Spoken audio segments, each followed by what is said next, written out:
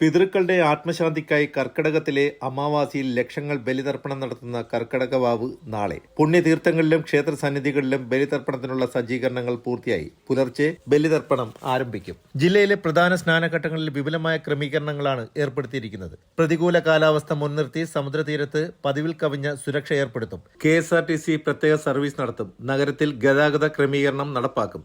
കളക്ടറുടെ അധ്യക്ഷതയിൽ പ്രധാന സ്നാനഘട്ടങ്ങളുടെ പ്രതിനിധികളുമായി യോഗം നടന്നു. താലൂക്ക് തലത്തിലും യോഗം നടന്നു.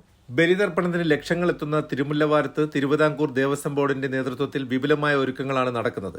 500 പേർക്ക് ഒരേ സമയം പിതൃതർപ്പണം നടത്താൻ കഴിയുന്നതുൾപ്പെടെ 5 പന്തലുകളുടെ നിർമ്മാണം നടക്കുകയാണ്. മുണ്ടയ്ക്കൽ പാവനാശനത്ത് ശ്രീനാരായണ ഗുരുദേവ മന്ദിരത്തിന്റെ നേതൃത്വത്തിൽ ബലിതർപ്പണത്തിനും തിലകഹോമത്തിനും ഒരുക്കം തുടങ്ങി. അഷ്ടമുടി ത്രിവേണി സംഗമത്തിലും താന്നി സ്വർഗപുരം ക്ഷേത്രം എന്നിവിടങ്ങളിലും വിപുലമായ ക്രമീകരണങ്ങളാണ് ഒരുക്കിയിരിക്കുന്നത്.